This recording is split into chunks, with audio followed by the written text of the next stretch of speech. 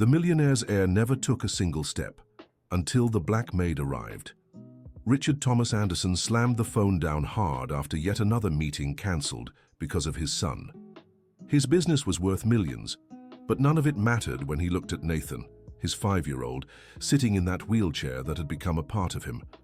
The big-eyed blonde boy had never taken a single step, despite having perfect legs according to all the expensive doctors who had examined him. The new maid arriving that morning would just be another in a long line of employees who gave up after a few weeks.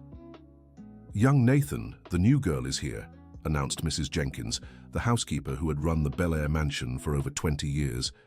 Nathan just waved from his bedroom window, watching the trees in the garden while other children ran down the street. He knew the routine. A new employee would arrive full of hope, try a few different methods, then give up when they realized he truly couldn't walk. Doreen Williams climbed the marble stairs, carrying a worn-out suitcase and a heart full of determination. At 43, she had worked in many homes but never in a mansion this large. The salary offered was too generous to refuse, even knowing the challenges ahead. "You'll be taking care of the boy," Mrs. Jenkins said dryly. "He has his difficulties, but he's obedient. Don't cause trouble and everything will be fine." Doreen nodded, but something about the way the housekeepers spoke bothered her. It sounded like they were talking about a piece of furniture, not a child. When she entered Nathan's room, Doreen felt her heart tighten. The boy was turned toward the window, his shoulders slumped in a posture that seemed to carry the weight of the world. "Hi, Nathan. I'm Doreen," she said, approaching slowly. The boy turned, expecting to see the same pitying look all the others had given him. But Doreen simply smiled and knelt to his level. "What do you like to play?"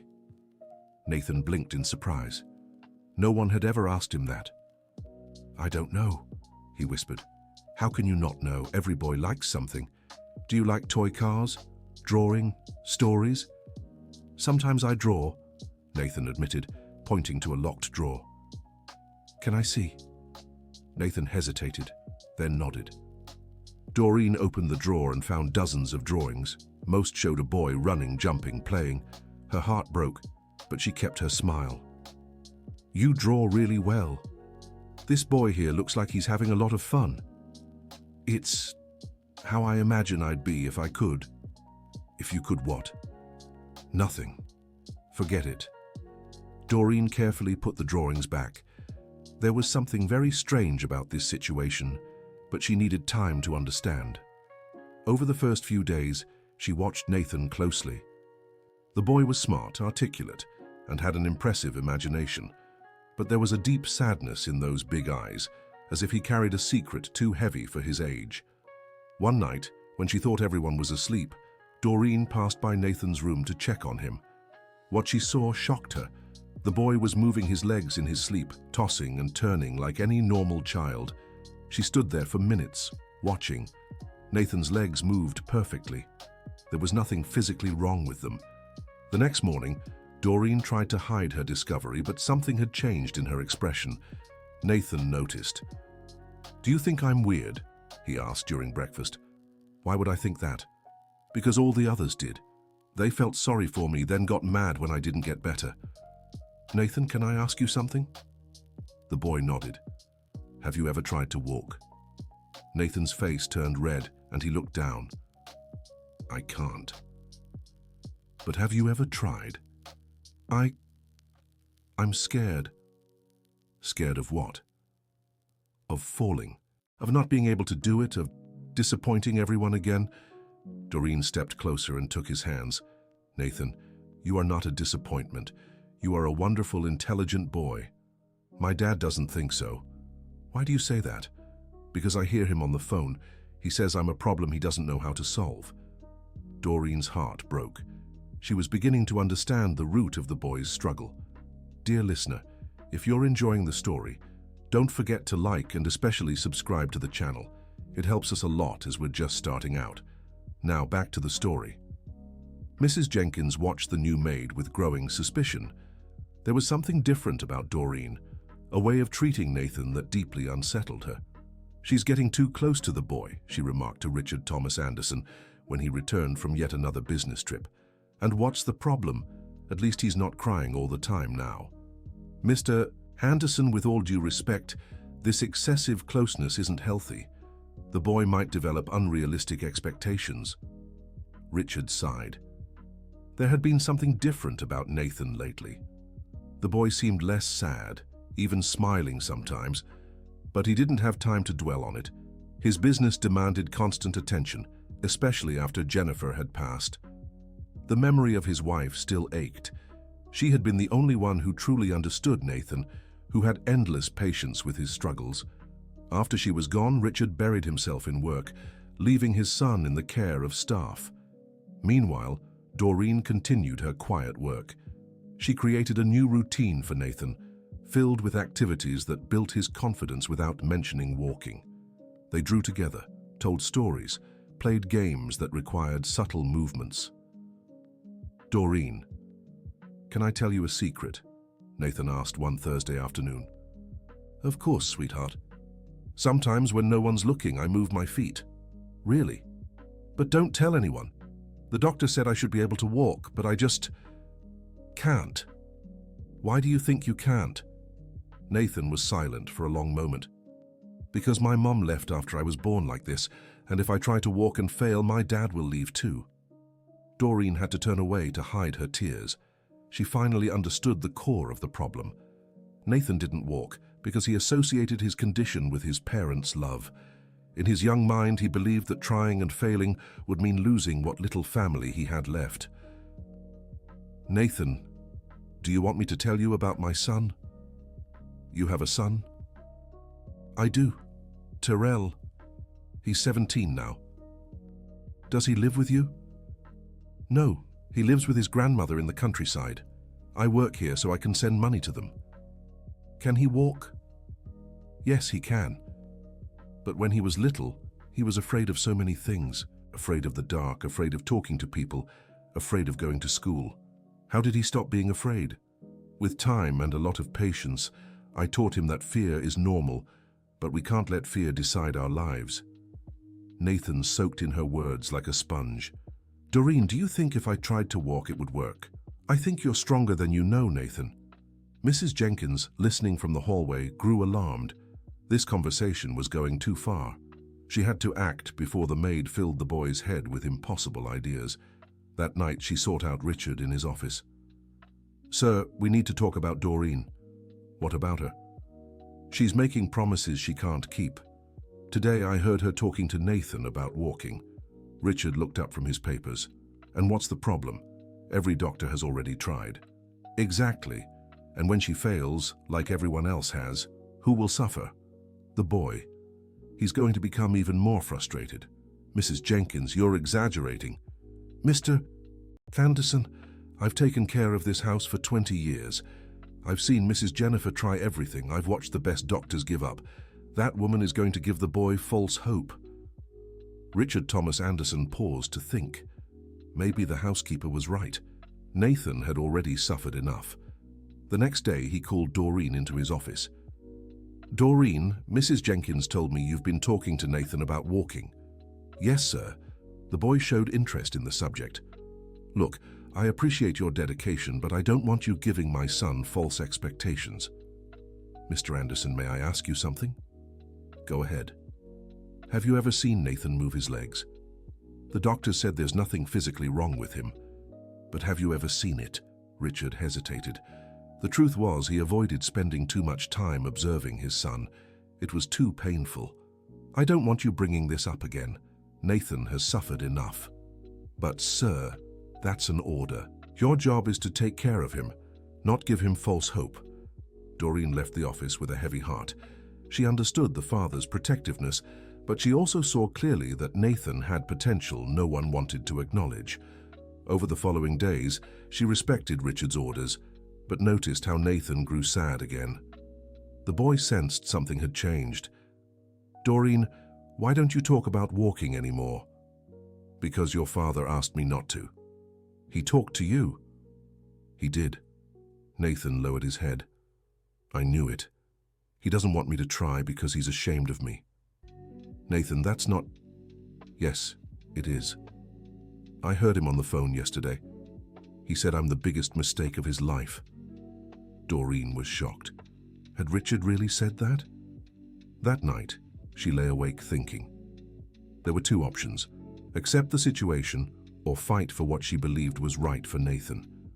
The second choice might cost her job, but the first would cost a child his chance at a normal life. A week later, the day marking 2 years since Jennifer's passing arrived.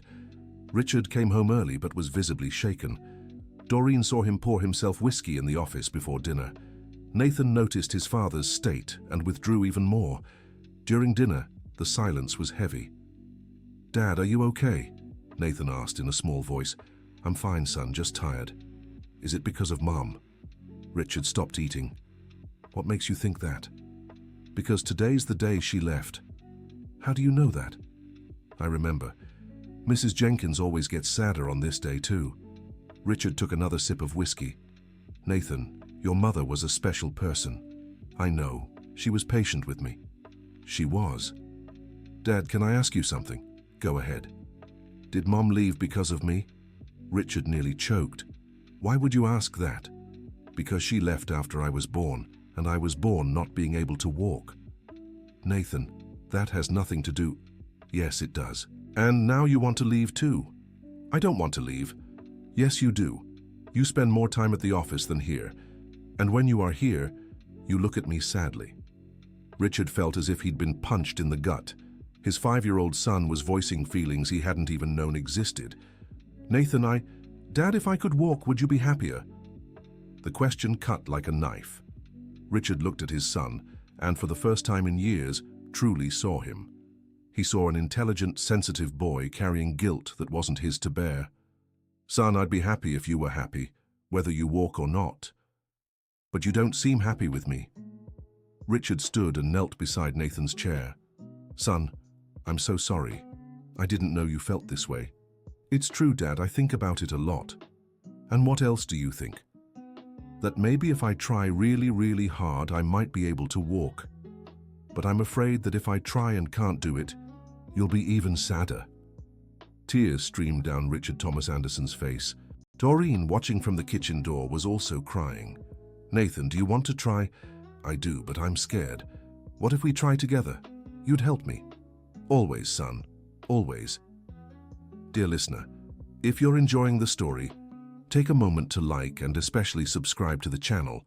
It helps us a lot as we're just starting out. Now, continuing. Mrs. Jenkins observed the scene with a mix of emotion and worry. 20 years of caring for that family had taught her that high hopes could lead to even more painful falls. But there was something different in the way Richard Thomas looked at his son now. For the first time, she saw a real father, not just a man weighed down by responsibilities. "Doreen," Richard Thomas called. "Can you come here?" She approached hesitantly. "Do you believe Nathan can walk?" "I do, sir." "Why?" "Because I see him move his legs when he sleeps, and because I've seen many children overcome obstacles when they feel safe and loved." Richard Thomas absorbed those words. "Mrs. Jenkins, call Dr. Goldstein. I want him to come here tomorrow." "Sir, we've already tried." "No, we've never truly tried. We've always treated Nathan as a medical problem, never as a child who needs encouragement." That night, Richard Thomas had a long talk with Nathan. They spoke about Jennifer, about fears, about dreams. Nathan confessed he dreamed of running in the garden, playing ball, being like other kids. "Dad, if I can walk, will you be proud of me?" "Son, I'm already proud of you. You're brave, smart, and have a huge heart.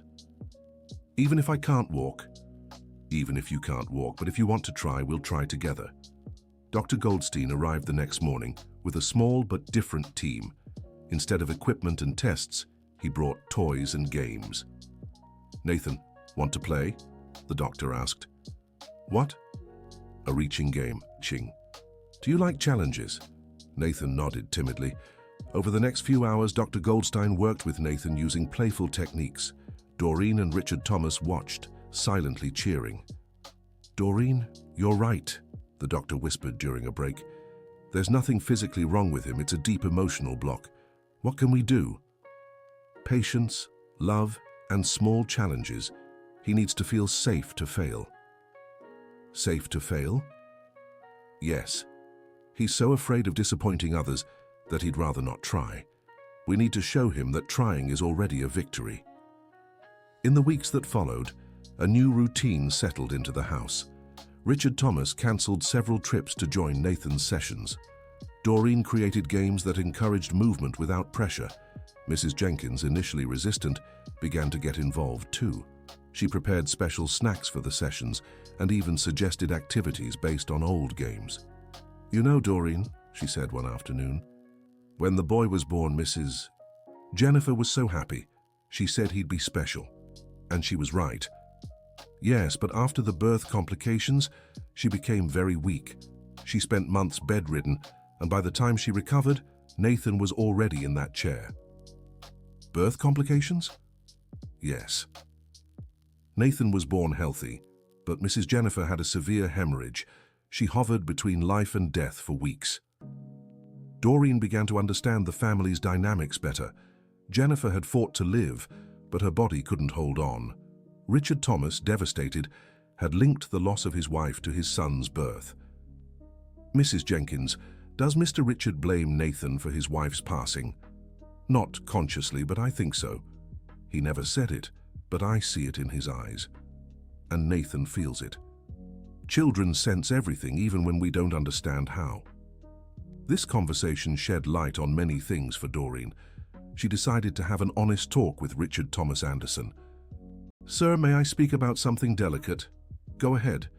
Do you feel guilty about your wife's passing?" Richard Thomas fell silent for a long moment. "Every day. And Nathan. What about him? Do you blame him too?" "No, He hesitated. "Maybe. Not rationally, but emotionally. Yes, and I think he senses it." "He does. And that's why he's afraid to try walking. In his mind, failing would mean losing you too." Richard Thomas ran his hands over his face. "My God, what kind of father have I been?" "A father who's learning, and that's already a lot." "How can I change this?" "By showing him you love him no matter what, that he doesn't have to walk to earn your love." That night, Richard Thomas entered Nathan's room with a box of photos. "Son, would you like to see some pictures of your mum?" Nathan was surprised. They never talked about Jennifer. "Yes."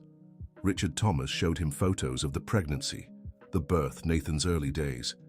"In everyone, Jennifer was radiant. Dad, Mum looks happy with me." "She was. She loved you more than anything in the world." "Then why did she leave?" "Son, she didn't choose to leave. Her body was very sick and stopped working." "Because of me?" "No, Nathan, not because of you. Sometimes these things happen and it's no one's fault." "But you were sad with me." "I was sad, but not with you. I was sad because your mum was gone, and I didn't know how to take care of you alone. And now? Now I'm learning, and I'm very proud of you." "Even without walking?" "Even without walking. But if you want to try, I'll always be here." Nathan hugged his father tightly. "Dad, tomorrow I want to try standing up." "Are you sure?" "Yes. But if I fall, you won't be sad." "If you fall, I'll help you back up." "Promise?" "I promise." The next morning, the whole house was silent with anticipation. Dr. Goldstein had come especially for the moment. Doreen, Mrs. Jenkins, and Richard Thomas surrounded Nathan with encouraging looks. "I'm scared," Nathan admitted. "It's okay to be scared," Doreen said. "What matters is not letting fear decide for you."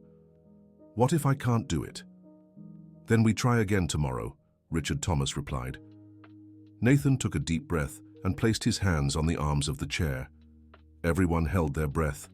Slowly, very slowly, Nathan began to push himself up. His legs trembled but moved. For a few seconds, he stood, leaning on the chair. "I did it!" he shouted, before sitting back down, exhausted. Everyone cried. It was just the first step of a long journey, but the most important one. "How do you feel?" Dr. Goldstein asked. "Tired, but happy. Really happy." "Want to try again?" "Yes, but first, I want to hug everyone." In the following weeks, Nathan made small but steady progress. Each day he could stand a little longer, take a few supported steps. Richard Thomas completely restructured his life. He began working from home most of the time, actively participating in his son's recovery. Doreen became more than an employee. She was part of the family, the one who had seen Nathan's potential when no one else did. Mrs. Jenkins, who had initially resisted the changes, became the boys' biggest cheerleader. She created a small reward system for every milestone. "You know, Doreen," she said one afternoon, "in 20 years in this house, I've never seen so much joy. It's the power of love and patience. You have a special gift with children. I just see potential where others see limitations. That's why your son must be proud of you." "I hope so. Sometimes I feel guilty for being away from him. But you're helping another child. That's important too." "Yeah, and when Nathan is walking well, maybe I can bring Terrell to visit them. I'm sure Mr. Richard would love that." Dear listener, if you're enjoying the story, don't forget to like and especially subscribe to the channel. It helps us a lot as we're just starting out. Now back to the story. 2 months after his first day standing, Nathan took his first steps without support. Just 3 shaky steps before falling into his father's arms, but they were the most important steps of his life. "Dad, I did it. I walked." "Yes, you did, champ." The whole house celebrated the moment. Doreen cried as if he were her own son. Mrs. Jenkins insisted on baking a celebration cake. "Dr. Goldstein," Richard Thomas asked, "will he be able to walk normally?" "With time and practice, yes, his body is perfectly healthy. It was just a matter of overcoming emotional barriers." "And those barriers? They're being overcome every day. You've created an environment of love and safety that allowed him to face his fears." Nathan kept progressing. His steps grew steadier, more confident. He began exploring the whole house, discovering little corners he'd never seen before. "Doreen, come see my toy room." "You have a toy room?" "I do. Dad, can you show her?" Richard took them to a room that had been closed since Jennifer left. Inside were toys of all kinds, a drawing table, books and games. "Why was this room closed?" Nathan asked. "Because I thought you wouldn't be able to use it," his father admitted. "But now I can." "Now you can, yes." Nathan spent the rest of the afternoon exploring his toys, as if seeing them for the first time. Doreen watched, moved by the transformation. "Doreen," Richard called when they were alone. "Yes, sir?" "Don't call me sir, you're part of this family now." "Richard, thank you for everything." "I should be thanking you. You brought my son back." "He was always here. He just needed to feel safe to show who he really is. And you brought me back too. I had lost myself in pain and guilt. Pain is normal. What matters is not letting it paralyze us." "How did you learn to be so wise?" "By raising a child alone. Life teaches you a lot when you have to be strong. Your son must be so proud of you." "I hope so. He calls me every week and tells me about school, his friends. He's a special boy. I'd love to meet him." "Really?" "Really. How about inviting him for a vacation here? Nathan would love having an older brother for a few days." Doreen was touched. The idea of bringing the family together, even temporarily, filled her with happiness. When Terrell arrived from Georgia, Nathan was thrilled. The quiet but kind 17-year-old quickly formed a special bond with him. "Terrell, want to see how I walk now?" "Of course, champ." Nathan stood up and walked around the room, proud of his steady steps. "That's great. Your mum told me you worked hard for this." "I did. At first, I was really scared." "Scared of what?" "Falling, failing, letting everyone down." "And how did you get past the fear?" Doreen taught me that being scared is normal, but we can't let fear choose for us." Terrell looked at his mother with pride. "She really is wise." "Yeah. And my dad learned to be more patient too." "Your family is special, Nathan." "Your mum is part of our family now." During the 2 weeks Terrell stayed at the house, the family dynamic grew even richer. The young man helped Nathan with homework. They played in the garden and shared stories. Richard Thomas Anderson observed everything with a new feeling. For the first time since losing Jennifer, the house was truly alive.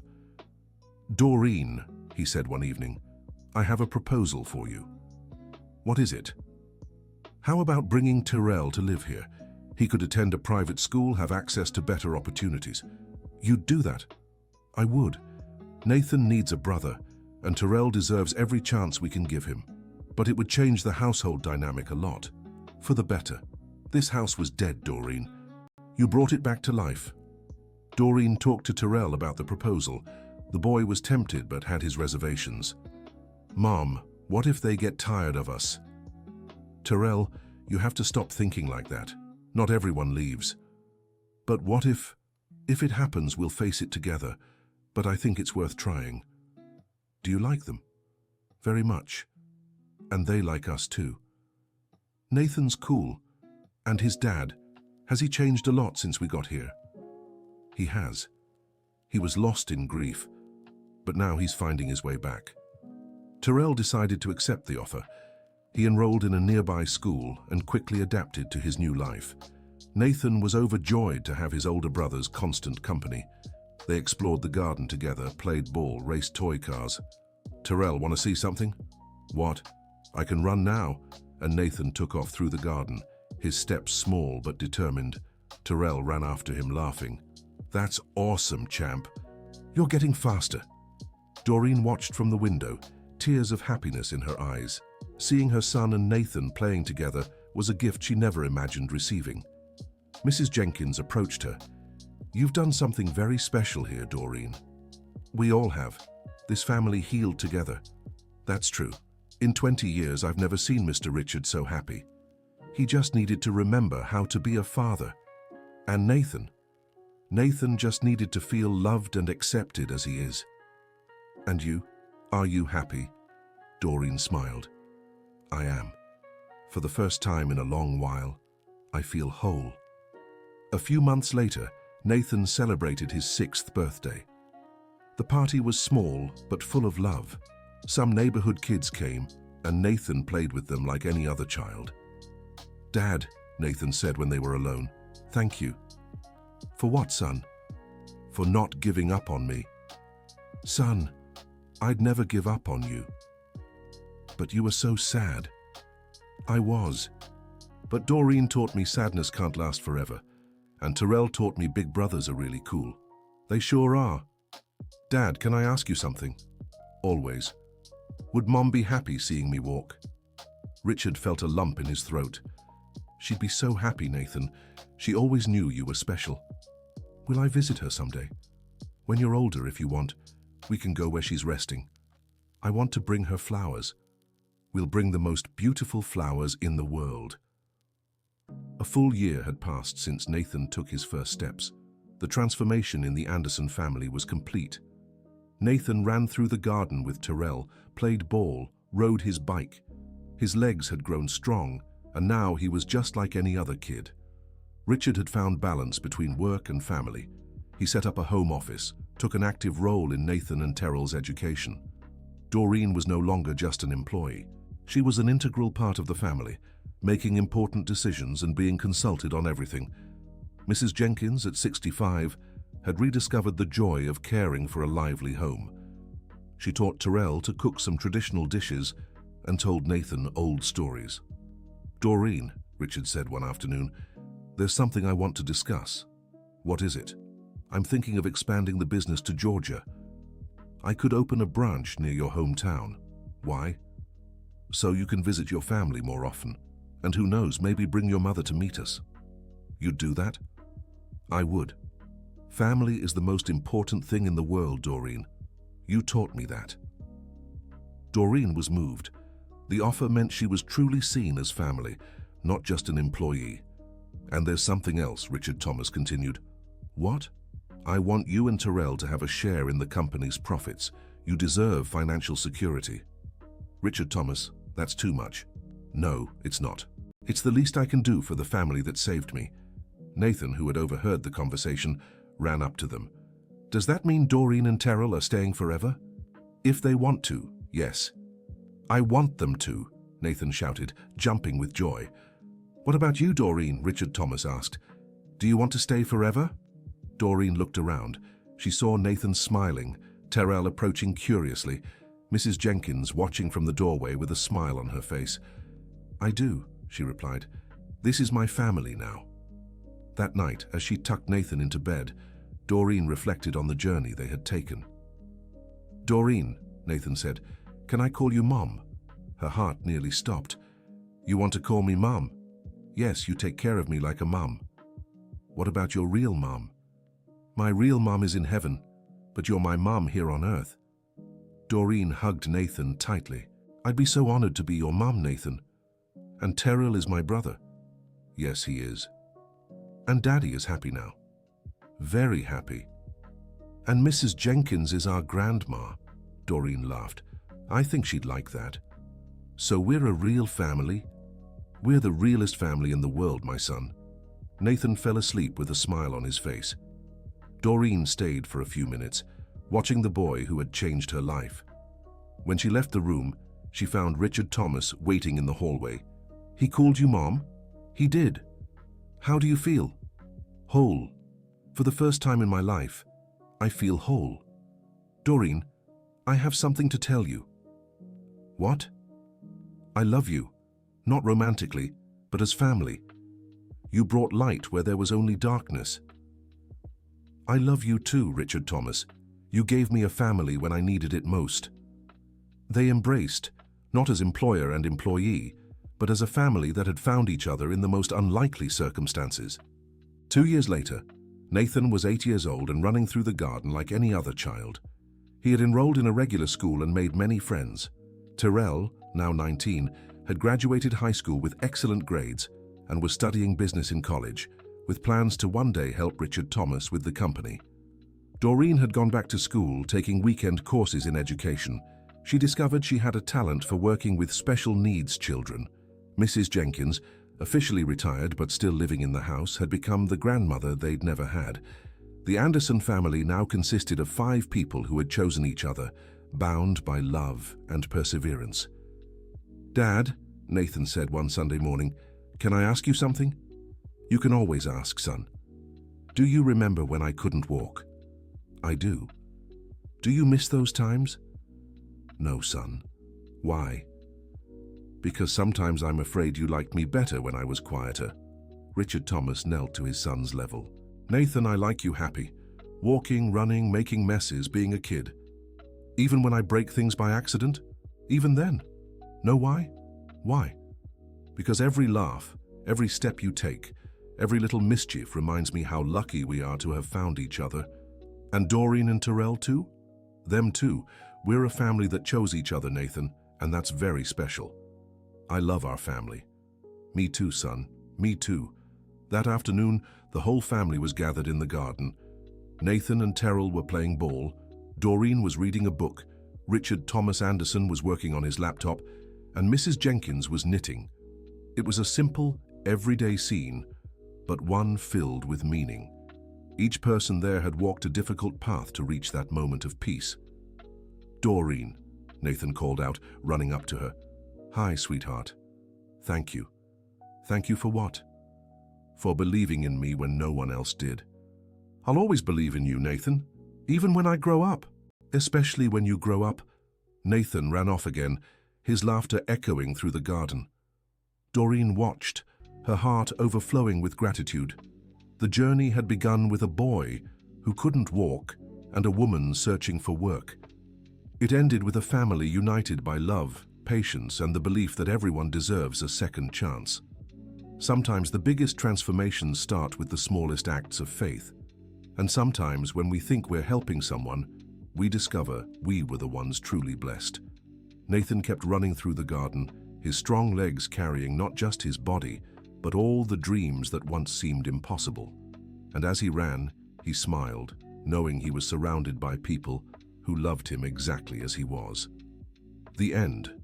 Now tell us what you thought of this story and where you're watching from. If you have something to share with us, leave a sincere comment below. Do you believe love and patience can overcome any obstacle? We'd love to hear your thoughts. Thank you so much for joining us. Don't forget to like the video and, most importantly, subscribe to the channel so you don't miss other heartwarming stories.